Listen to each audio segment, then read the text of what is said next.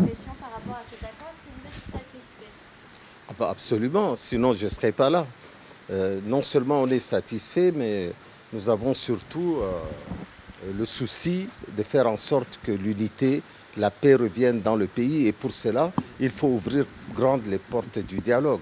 Nous sommes d'autant plus satisfaits que ce processus est un processus important pour le peuple tchadien, de voir toutes les personnes qui ont quitté le Tchad des faits politiques puissent retrouver d'abord leur famille, retrouver leur vie politique.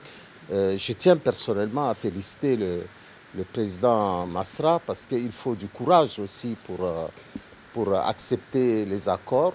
Et cet accord ne remet pas en cause son droit constitutionnel à exercer librement ses activités d'homme politique. Et d'ailleurs, que serait une démocratie sans ses opposants? Ça n'a absolument pas de sens. Nous voulons surtout dire que le chef de l'État tchadien, le président Mohamed Idriss Déby, est un homme qui a toujours voulu que la paix soit au-dessus de nos convictions personnelles, parce que la paix, c'est quelque chose d'incontournable. Et c'est un homme qui met toujours la perspective de l'histoire,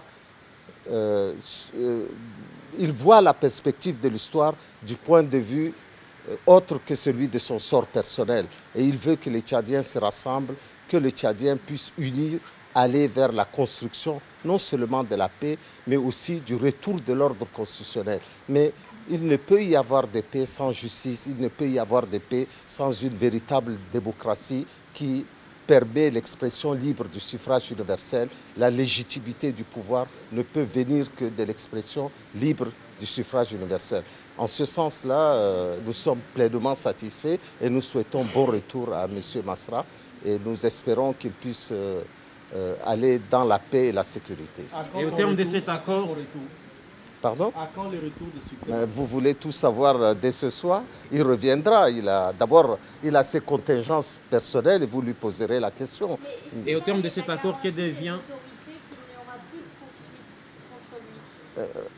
Madame, si nous sommes ici, c'est d'abord pour créer toutes les conditions pour que... Ça sert à quoi de faire rentrer un opposant si nous ne pouvons pas lui garantir sa sécurité sur tous les plans?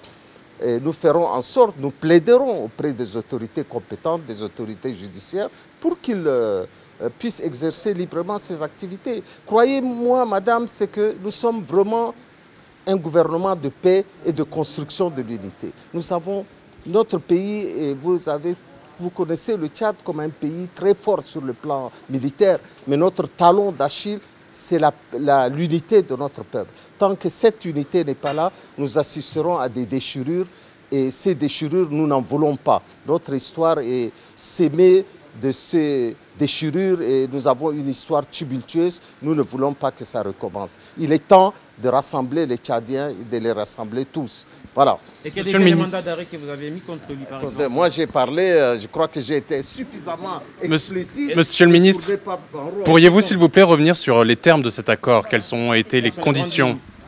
Mais vous savez, nous, on n'a pas de conditions particulières. Nous voulons simplement que les libertés, la loi soit respectée au Tchad, que les opposants qui sont en exil puissent rentrer dans leur pays. Et vous êtes étonné de me poser cette question, mais j'avais déjà, lors d'une interview sur Radio France, exprimé librement que M. Masra peut revenir dans ce pays. Et il y a la question la question du mandat d'arrêt, c'est la justice qui l'a lancé. Nous ferons en sorte, en tout cas, pour que M. Masra recouvre l'entièreté de ses possibilités. Qu'est-ce que vous voulez que je vous dise plus que ça? Je suis clair, je suis limpide. N'attendez pas que je vous dévoile tous les accords. Ce sont des accords qui sont là. Les chefs d'État qui nous ont mandatés pour les signer, à eux de pouvoir vous les dévoiler. Mais moi, je ne le ferai pas ce soir, malgré votre talent de journaliste.